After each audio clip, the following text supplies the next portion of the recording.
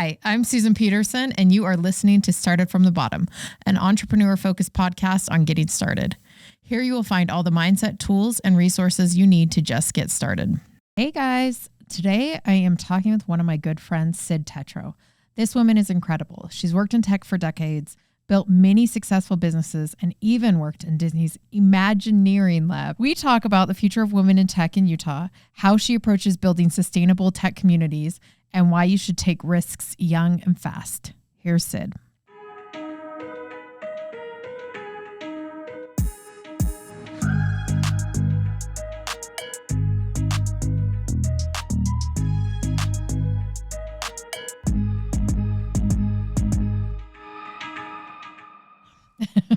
She wants to join our podcast.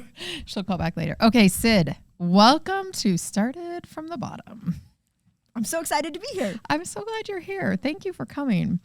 Cyd Tetro is the CEO of Brandless, an innovator and of experience, a growth leader, technologist, STEM advocate, author, and speaker. Wow. I just don't think you should say all those things, so we're good. She recently raised $118 million, the largest fundraise led by a woman in Silicon Slopes.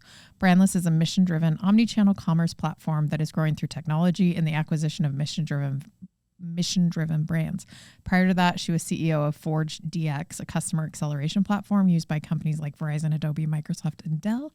She's also the founder and CEO of 3D Plus Me, a 3D printing personalization platform. She spent 5 years at Disney in Imagineering. It's like engineering, but with your imagination. Exactly. Oh, do they have a trademark on that word? Oh, yeah. 100%. Imagineering is like the best place. Leading technology commercialization and building technology business inside Disney, including theme parks, ESPN, and ABC. She's founder and president of the Women Tech Council. Wow. You've done it all. I've not done it all. You've done a lot. How did you get started in your career? Well, I think what really launched my career is when I was a senior in high school, I had an opportunity to be a software tester in a tech company. And that kind of fortified my career in tech. From there on, I only ever worked for technology companies.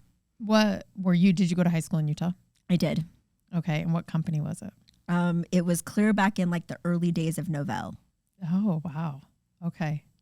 So you were so you know all the Novell executives? I do. And I'm still really good friends with them, which was really fun. I would say the thousands of people I worked with at Novell are still a huge part of my ecosystem today. Wow. I actually saw someone that I probably hadn't seen in 15 years in a hotel in Salt Lake a couple of weeks ago that we've just stayed connected. That community was so amazingly connected, and they've done such great things that it's really fun to see where everyone went and stay friends and colleagues. Yeah, it was kind of like Utah's first foray into the tech scene in a major way. Exactly. Yeah, and kind of created a ton of jobs from that, and then a ton of skills came out of that. Okay, so Novell, and then what did you do after that? So when I came out I did my undergrad in computer science. So when I came out of my undergrad in computer science, and I did my computer science as my major, but I did dance as my minor. So I had total extremes inside of my undergrad. But when I was coming out, I really actually didn't know what I wanted to do, other than I knew I wasn't going to go code every day for the rest of my life. So I also took the GRE and the GMAT, and I put my resume in with every person in the Career Placement Center that was hiring someone in tech. And I did 100 job interviews. And I flew all over, and it just so happened that I got an offer from a company and acceptance to the BYU Daytime MBA program at the same time. And so I went to, it was actually in a really advanced technical support division of Novell. And I said, if I take your job, will you work with my daytime schedule? And they said yes. So I actually worked in this advanced, we were hex editing people's databases. It was very, very technical for 2 years while I did my graduate program. So I'd go to school 8 to noon. I'd do my group study noon to 4, and then I'd work 5 to midnight, 6 days a week. Oh my gosh. What was your social life like? We got married 3 days before that whole insanity started. Okay. So you had to nail it down prior to, exactly. Right? And then after that, what'd you do? So when I was coming out of my graduate program, I really thought that I was going to go be a management consultant. I was the president of the Management Consulting Club. I had met with every one of those. I had all these offers. McKinsey or Bain, girl. Exactly. Right? All of those guys. Yeah. Exactly. And then I had this aha moment as I was doing my final interviews of if I take that job, I'm going to end up being on the road every day for the rest of my life. And I just didn't want to go do that. Yeah. And so I made this massive switch at the very end and actually catapulted into product management. And then that really became the foundation for everything else that I did in tech. Was product building. Exactly. Building products. We built the first 1 billion object directory service, which today is ridiculous because everything has 1 billion objects in it. But at the time, the largest one before we had only had 10 million objects in it. And so we just started I just had this opportunity to build on these really big stages in market. So I moved in at Novell into product management, and then I jumped to a startup, and I did a whole number of startups. And then in 2009, 2010, I jumped over to Disney and spent just under 6 years there. Did you live in California at the time? I didn't. I lived in Salt Lake. Yep. Wow. I joined this really unique group. So when Pixar got acquired by Disney, Ed Catmull really felt like Disney needed a division that was focused on the technology challenges the company would face for the next decade. And so they created these labs in Imagineering all over the world, one tied to ETH in Switzerland, one tied to Carnegie Mellon, one tied between MIT and Harvard, and then all of our internal facilities, Pixar, animation, studios, every division, and brilliant PhDs and postdocs solving really hard problems, computer vision, AI, 3D printing, robotics, you name it. But the challenge was, how do you make businesses out of those? When you have really great technology, you have to do the validation that says someone's willing to invent this. Some of them might become features, but what can you build businesses out of? And so a couple of years after they started the labs, they really felt like they needed entrepreneurs with technical expertise to come in and build businesses. And so when I went to Disney, my offer was something like, hey, Cyd, we've never done this before. When they called me and gave me the offer, they're like, we've never done this before. We don't have any idea what your exact job will be. And if you'll have it for 3 months or 6 months or longer than that, and we just don't know anything, but it's going to be really cool. You should totally come do it. And I was like, okay, I think I'm going to go do that. Right. And I was like, I'm never getting the call again. No one from Disney is ever calling me to take this job that is so perfectly aligned with my skill sets. And so I took it, not knowing if it was going to last 3 months. And then I ended up there just under 6 years. Wow. And then after Disney. Yeah. And then after Disney, when I left Disney, I decided that, I built a 3D printing startup where we could make you Iron Man. Uh-huh. So I had all this entertainment experience now, built all these really cool businesses. And I loved this idea that when you build products, you should be really thinking about how you create transformative experiences for people. How do you put them in their favorite stories? Everyone likes these moments where they're just like transformed into things that they love. So we found a way to do that through 3D printing, where it would scan your face. We built this really sophisticated platform. It would morph you into any of your characters. Eventually, Hasbro built a toy line for it. We launched it all across Targets, Walmarts, Toys R Us. We did like the Super Bowl, all of the World Series, just really cool things where we would transform you. And it was magic for people. So that was a really fun company. We raised a bunch of venture capital for that. Eventually, we sold it to a 3D printing company. And then I started another company called Forge DX, which was all about digital transformation.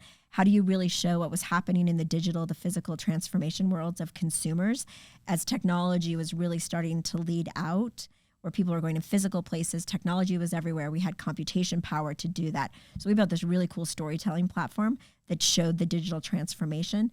And then companies like Verizon would use it to help drive sales, or Adobe or Microsoft. And that was also a really fun company to build because it was all about what technology was doing to transform experiences.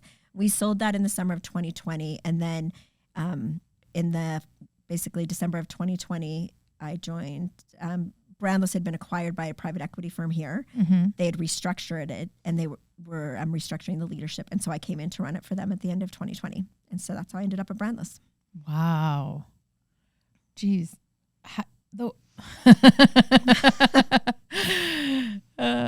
First of all, you don't love to talk about yourself, do you?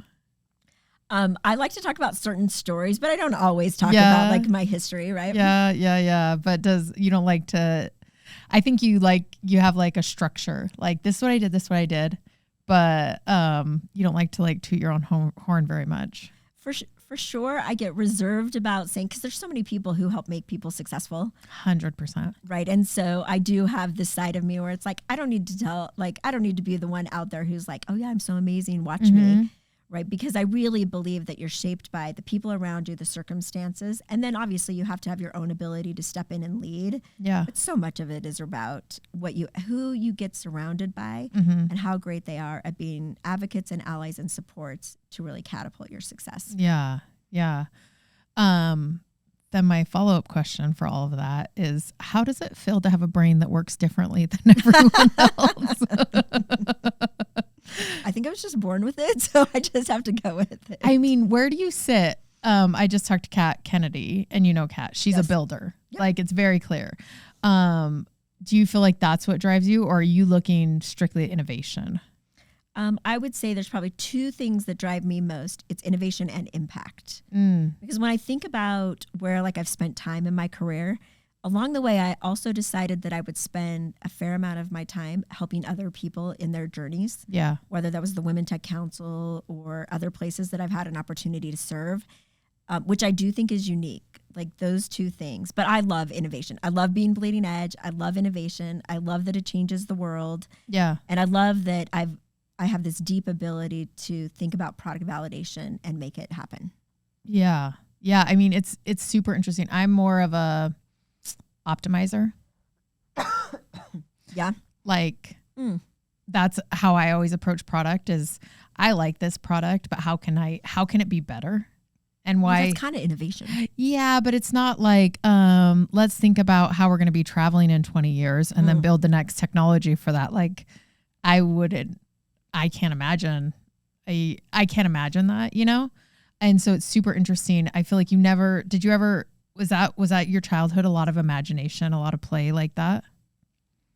Let's think about that. I would have said my childhood I've always been like ambitious and all in. I'm not sure I would have said fully imaginative, but I do think as I've looked back, this idea that I had this other creative side of me where I like, even when I did my minor in dance, that creativity is super important to me, which is part of innovation and imagination. Like I can see that these things could change the world. And also impact, because you're looking at, I guess that's more optimizing, but like what's not working and let's take it apart and put the pieces back together in a different way, you know? Right. Yeah. That's right. I do find that I have a very fast ability to be able to identify the root cause of a problem and then figure out how to reconstruct solutions from that. And then are you super annoyed by time constraints and people constraints? Yes. I'm like, can we all just move faster? Like, this is how we solve this. Let's just go. Yeah. Sometimes I get that way where I'm like, oh, we got to go to bed now. Exactly. You didn't solve the whole problem today. Let's just be done. Okay, so let's dig into like the creativity. So do you feel like you're still creating right now in your job, in your role? It's lots. Let's see. Some days. Yes. I do a ton of financial engineering, which has zero to do with my background. It's creative. That's right. It is super creative every day. Yeah. I am definitely fed by being able to be creative. And there are some days now, like some days when I think at like the 3D plus me level, when we were building the 3D printing company, every day was creative. With these massive brands, like everything that you did was so immersive in content and story. And I love story. It was actually the impetus for building the next company too. Like I just love this idea that you can imagine it and then you can visualize it and then you put it down. Some days today, because we're scaling so rapidly, I do a lot of operational details. Yeah. A lot of execution. And does that bog you down? It can sometimes. Like I definitely wish I had more time to be creative. Yeah. Yeah. Like I have a craft table in my basement that hasn't been touched in years. And I used to do that stuff all the time. You know what? I was listening to, I think it was Huberman Lab. Do you listen to Huberman Lab? Oh, it's the best podcast ever. I have to. He's a neuroscientist in Stanford. He has a lab there. And he just talks about how your brain works in everyday life. But they were talking about how sometimes even just deciding you're going to do something or thinking you might do something kind of gives you the same dopamine hit as actually doing it. Okay, I'm going to take that then. And so Pinterest, looking up craft projects on Pinterest sometimes, same thing for me. Yeah, because I like the latest thing is like some blanket hooking. I don't know, where you make rugs and everyone's doing it really cool right now. I know it's not cool, but it looks cool. Okay. Yes. And I looked into the kits and I'm like, oh my gosh, these are so expensive. And where am I going to put it? So I'm just going to keep pinning these and I'll trick my brain into thinking we actually did it. I'm going to go with this strategy. Yes. Because you do like the inspiration. There is something different about things that aren't your everyday job that become inspiring. They distract your mind. They give you a different perspective. Yes, that's it. It's like there's so much humanity in the details, and just like paying attention to something or watching a master do something or someone really good at it. Even I'll watch people clean their house in a really cool way. And I'm like, this is so cool. Can you come to my house? Wait, you got to get a house manager. Oh, yeah. Do you have one? No, I do not have one. Do you have one? Yes. Is it life-changing? Yes, because it's like, your pile of stuff you want to get framed. Yes. She takes that all to the framer. All the things you can never get to. Yeah. And like my laundry, it piles up, I hate laundry. I hate laundry. Actually, I don't mind doing laundry, but I don't have time during the week. My kids are still really busy. I can never put it away. That's really the problem. Oh, I love putting it away. That's my problem. But she'll take the car to get it cleaned, like all the stuff that you need, vacuum out the drawers in the kitchen, stuff that makes your life better. But totally. But you don't have time to do, but I want to do. That's right. But I found I'm not getting a secondhand dopamine hit through her doing it. That's fair. Okay, so what about growing up led you to be an entrepreneur? That's a good question. I would say growing up, I did never even think about entrepreneurship. My dad's a doctor and he owns his own practice, which is, in fairness, entrepreneurship. But I don't think we often think of medical practices quite that same way. So I was always really attracted to building stuff and business for sure. I mean, like I competed in the FBLA competitions, right? I always kind of had that nerd side of me. Yeah. Even when I was in high school, we created a group called the Esteem Team. We won an award from the president during my senior year of high school for inventing a program that was really about self-esteem and mental health, which was very much before its time. Right, because who was the president of the United States during your Exactly, first Bush. Yeah, that wasn't that long ago. Right, not that long ago. So, all of those, so that leadership side was always a big driver for me, but entrepreneurship wasn't. It actually wasn't until, and even in grad school, most of my my fellow students were going into long-term jobs. Like Ford was recruiting people basically to come spend their life to work there, all of those jobs. So it wasn't a big part of that. But when after I graduated and I jumped into product management, a couple of years into that, every person that I worked with started moving to tech startups, every person. And I was like, wait, there's another world out there that is not just the corporate line where you're just in companies and you're just growing up the corporate ladder. That for me became really the fundamental switch. I don't think I had it growing up because I just wasn't exposed to a huge group of people. Even though my dad had his own business, it wasn't the ecosystem that I always thought about. I think the world is very different today because even the education path didn't expose you to massive amounts of entrepreneurship when I was there. Yeah, it's so different. I didn't have any entrepreneur people in my life. My dad was a school teacher. But I was always I always had a couple schemes running. Yeah. Always had side hustles. Yeah, always. If I wasn't babysitting, I was buying blow pops at Costco and selling them in class or doing stuff like that. Because it was always well, I don't have money, I'm going to make it. Yes. Yeah. And so I was always working, but it wasn't until I started working, or I started building my business when I met all this, a whole new world opened up and I was like, wow, this is cool. Yep. I often wish I would have had more exposure earlier. I actually love the path that I was able to take, but I didn't have that opportunity. So now it makes me think a lot more about my kids. How do I, I've had all of those guys start businesses. But I'm I'll just support you. What's your idea? Let's go do it. Let's try it, whatever. Because I do think it makes you more creative, more imaginative, and I actually think it helps you control your own destiny more so than anything else. Yeah. Yeah, it totally does. I was talking to someone, I think Clint, and I was like, a lot of us got into entrepreneurship to avoid responsibility. And now we have more than we could ever need. But we avoided the responsibility we wanted to avoid. That's right. You avoided working for someone else. Yeah, exactly. Okay, so I have loved watching you build Women Tech Council, you and Sarah. It's so cool. I think especially the Girls' Day you guys do every year. Is that still on? She Tech. Yep. She Tech. When is that? February 28th. February 28th. And just how you're trying to build like this whole pipeline for these young girls that are coming up into tech. How did that start? And then like, what's like the grand future of WTC? Yes. Oh, great questions. So we started that organization 15 years ago. Wow. Which is crazy to think about that. So, when I came out of my undergrad, one of 3 women in computer science. Yeah. Right. I was just by choice of career, always really the only woman in the room. Never really thought much about it.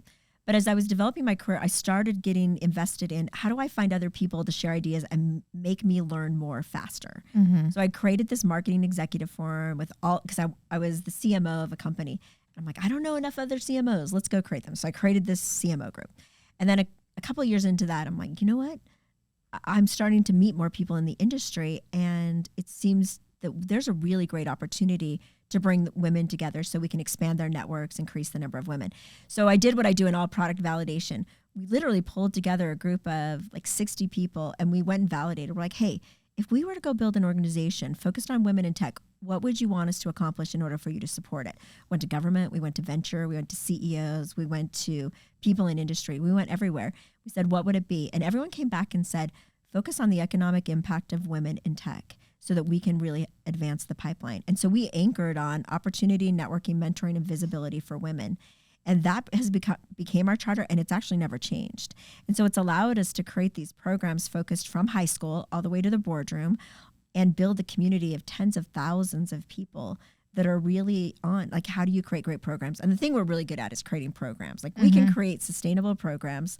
SheTech's had almost 30,000 high school girls go through the program. And at the awards this year, there were women who stood on stage who received the awards whose first exposure to tech was when they were in high school. That's pretty amazing. Yeah, that's incredible. So that's it. And it's so powerful to see because at the end of the day, people need support ecosystems. They need visibility. They need people around them cheering them on. And young women need role models and mentors that they don't have in order to become something else. Yeah. And so what do you think is like the future? Yeah. What is the future of women in tech in Utah? Well, really, it's about like taking over the world. Yeah, 100%. I agree with this. The entire ecosystem. It really is that. Like, I really think about how do you expand the impact, and you do it by scaling and growth and just, constant programs that have sustainability. Because you can create single events, but to create true impact, you have to create programs that can live past a person or past a day. Yeah. Because that's how you build true momentum. Okay. And then, because I just had Kat on. Yes. And she has, same as you, been the only woman in a boardroom for a long time and kind of had her ups and downs with that. And now she's investing. And, for girls out there who are the only women on their tech team, who are the only women in their graduating class, or who are the only one, like, what's your advice for them? My advice is twofold. One is that's awesome that you're in the room and take advantage of every opportunity that comes and pull other women into the room with you. Like, if you got access to the room, the fastest way we make change with other people is to pull other people into the room for us. Whatever door gets opened for me, I hope that I'm taking 10 other people through that, or 100. Yeah. Because that's the way you make change. You have to add, it's not just a seat at the table, it's 100 more seats at the table. And the way the seats get changed is if you pull other people along. I've become really committed to how do I open doors for other people faster than they were ever opened for me. Yeah. And if we all would do that, if we all bring one more person to a board meeting that they've never had exposure to just to give them an introduction, they learn so much more than they can ever learn on their own. And if we do that in all the little instances, it will change the dynamics. Yeah, I agree. For sure. I think that's really the responsibility. For a long time you heard about, we know this, right? Like, people were competing against each other. Women were competing against each other. Well, it wasn't collaborative. I've seen that in some women who are a little older than me. And I think, though, it was kind of the temperature, the time. Right. Where it was like, no, there's room for one. And I'm taking it. Yeah. And thank goodness they did, because now there's room for the next generation of women who are coming along to say, see, this person was very successful. And now I'm going to be here and I'm going to bring other people with me. Yeah, that's an interesting perspective. Yeah. Yeah. I'm grateful for the women who stood their ground, even if it meant competing against other women, because it's not it's got to feel super awkward and terrible, you know? Yeah, for sure. But they did it. And now we have women who can come behind and build on what they built. That's right. Yeah. That's right. And I think that's really our responsibility now, right? Like Yeah. you sit in the same place, right? You're in a boardroom, you get to pull people along too. Yeah. And my future for Utah is always like, I want Utah to be known as a good place for women to do business. Yep. Like I want number one in the nation, Utah to be it. And I don't think we're actually too far off. I think there's a lot of people who would disagree with that, but I see the women who are coming up, the young entrepreneurs, the influencers here, the product companies, the tech companies that are like, it is really cool here. It is amazing. It's an amazing ecosystem. I was actually looking at the Susan Madsen in Utah State University put together a dashboard, and it has these levers on it that you can change to see what would impact the business climate for women. And the numbers are very achievable. I think one of the numbers is adding 1,000 more female entrepreneurs. The other one is adding 750 more female execs in tech companies. And it starts to move the needle in addition to a fair number of other variables. But there's really only 5 or 6 variables that dramatically change. And I agree. Women coming, like all this group of other entrepreneurs that are younger and coming in. That have the energy. That's right. Exactly. We're just going to hold them up so they can get it done. Like, let's just go. Let me help you. What's the most interesting thing or the most interesting business you're into right now? The most interesting business I'm into right now? Yeah, that you're looking at or you just bought into Brandless. Let's see. That's a good question because we've bought so many different types of businesses in Brandless. I think whatever's the last one is like my favorite one at the moment or the one, that we're integrating most top of mind. We bought a really cool company out of California called Ambrosia. It's like the top-based, plant-based protein in Vitamin Shop in a whole bunch of ecosystems. It's a phenomenal product. Yeah. So plant-based protein, everyone hates because it tastes so bad.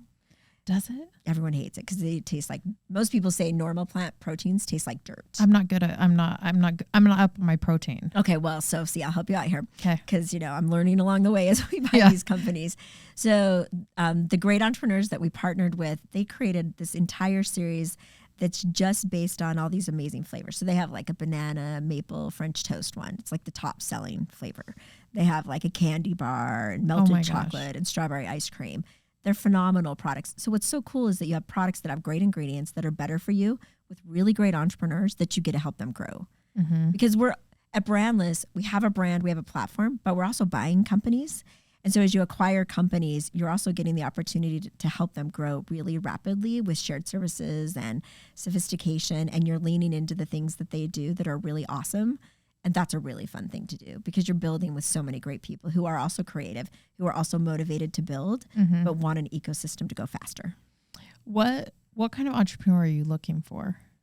So most of the companies we buy are in consumer products. Wow. So they've built companies that we're looking for companies that are mission driven. So they have some element where they're creating a better for you component in their category. We consider Brandless in the wellness platform. So we think about in your body, on your body, and around your home with some element of those that are helping people take better care of themselves or their families or the planet. And those are the companies that we focus on. And all the companies that we partner with are growing companies. They're profitable. They're doing an amazing job driving that growth. And then we just get to help accelerate them. I mean, if you're in consumer, you have to be profitable to bring on money. Exactly. That's right. Yes, you do. Know. Yes. Exactly. If you're in tech, not so much. That's right. But what's interesting in the market dynamics is that's also playing out. Yeah. Right. Like it's good to be a profitable company that can grow. Yeah. I mean, I was talking to someone and they were telling me about their negative EBITDA. And I'm like, what is that? My investors would not like, it's not even a thing that I can even entertain. Nope. Ever. I was talking to my husband the other day and he's like, if you say EBITDA one more time in another 2 minutes, I'm not talking anymore. It's such a fun thing to say. I know. He's like, stop saying that. What is your company sit at? 20% EBITDA? Yep, just about. Yep. Yeah, that's what it's kind of, if you want to be marketable, you have to kind of be sitting there, right? Exactly. Adjusted. Exactly. That's right. Exactly. Adjusted. And you're always rationalizing your expenses. Yes. Yes, exactly. Yes, travel, all that stuff. What is, oh, sorry. She's restarting. Did we run out? Yeah. All the cameras, I guess you have to restart at like 25 minutes. Oh, really? Yeah. And That is annoying. it is annoying, but there's not one that you can. She said there's one, but it's like some Hollywood camera or something that would cost me $10,000. So, Well, have you recorded over at the Silken Slopes spot? yes, it's great. Because those guys put in like $100,000 of equipment. Yeah, or Jeff. Have you been in Jeff's basement? Oh, I haven't been in Jeff's basement. Yeah, Birmingham. It's pretty cool. Oh, well. Oh, yeah. Okay. Yeah, Yeah. yeah. He's That's got a Jeff. spot. Yeah, Jeff. Okay. What is one lesson that you learned early on in your career that is still true today? I think one lesson that is still true today that I always live by is I call it don't shut your own doors. Because oftentimes we're faced with, trying to solve problems or make decisions, and we imagine all the reasons something won't happen before someone else tells us no. So we start to like build up the barriers. We're like, oh, I don't know. I don't have enough money. Maybe I'm not creative enough. Maybe I'm not good enough. Don't have enough partners, whatever. And so we just we all tend to do that. So I've been very much about optionality. Like someone's going to shut a door. I'm not going to get some job. Someone's going to tell me no, but I'm going to go all the way until they do. So that the next door that opens will be because I went and actually pursued it. Yeah. Kris Jenner says if the answer is no, you're not talking to the right person. Yep. And I believe that. But I also believe that if you really believe something's going to work, just keep going. That's right. Yeah. And you have to be committed to it because it's in building companies, there's a crisis every day. There's some major problem. And so you really have to have the grit to say, I'm going to go all the way and I'm going to solve all the problems that come. And probably the end solution doesn't look like I originally thought, which is totally fine. It rarely does. But that's okay. Yeah. But I think that's what holds people back. So I'm always of like, just go for it. Whatever the options are, whatever's there, just go for it. Yeah. I mean, people, you know how it is when you're a woman and you speak at conferences and people ask you like, did you think you'd build something like this? Or could you have imagined? And you're like, well, yeah. Of course I could imagine. I was taking over the world. Exactly. It looks different day to day than I thought it'd be. Yes. Like it's definitely not as glamorous as I imagined. No. But I definitely, if you can imagine it, I think you can build it 100%. Okay. So what is one piece of advice you give to young Cyd? To young Cyd? Uh-huh. I would say take more risks earlier. Ooh. Because your risk profile as you get older changes. Yeah. Right? You get families, you get mortgages, you get obligations. When you're young, you don't have all of those things. Yeah. Don't get a mortgage. That's right. Don't get a mortgage. Until you have to. Because life just changes. Yeah. And so when you're young, take the risk. Because if failure there, it's so much easier than failure as you get older because of those other things. Yeah. So go for it because it's going to open doors and let you see opportunities. And if you never tried then, it gets harder to try as you get older. Also, I feel like you kind of become desensitized to risk that doesn't matter. Right? Yeah. And if you're taking risks when you're younger, you can kind of see the outcomes of those risks. And you can like kind of, because all risk is on a scale. That's right. And there's some stuff that doesn't matter and you can take that every day, all day. And then there's stuff that's going to impact your home and your family and your, where you live and all that. But yeah, when you're young, move to New York, run out of money, move back into your parents' basement if you have to. It is not the worst thing in the world. That's right. Well, and I think the interesting thing about, like when I think about when I was young is you were willing to take risks in experiences, but I wasn't willing to take the risks in career, or I didn't think about it that way. I didn't think about jumping early. I was talking to a friend of mine. We were like college best friends. We're like, remember when we went to Hawaii and we like dove in that tiny circle that was like 30 feet from the ocean and like swam out there? I was just totally crazy. Like we would tell our kids never to do that. I would kill my kids. Exactly. But of course, like you're like, I'm totally doing that. I'm here. I'm untouchable. I'm untouchable. But we didn't do that, or I didn't do that in my career at the same level that I have probably done as I've gotten older. So I'd be like, yeah, take risks. Like it's fine. It's okay to fail because it's easier to fail now. And if you fail now, then you're going to get that experience faster and you're going to make better decisions. Yeah, your 20s should be spent making some pretty risky decisions, not physically. Like I see these people on TikTok. That's true. Like, what is it? It's not Idaho Falls. It's It's up in Idaho. Is it the falls? Yeah, where like there's those big falls. And Okay, the wait, I bridges- have missed this one on TikTok. Well, there's a bridge that goes over this huge canyon, and kids ride up on the top of the bridge. Yes, of course. And every time I'm like, I'm going to tell your mom. Does your mom know? Like, I would kill my kid. Right. You know? But like, so don't do those. Don't scare Don't your do mom. those ones. No. But like, go Be for the safe. business, Rick. Do the Yes. career. Move to the other city. Yes. Launch a product. Go all in. Yes. And don't let relationships like friendships dictate where you end up. That's right. Like, leave your friends behind, do the thing that you want to do, make new friends, meet new people, try new things. Yeah. That right, should be be your bold. 20s. Exactly. Yeah. I love that. Okay.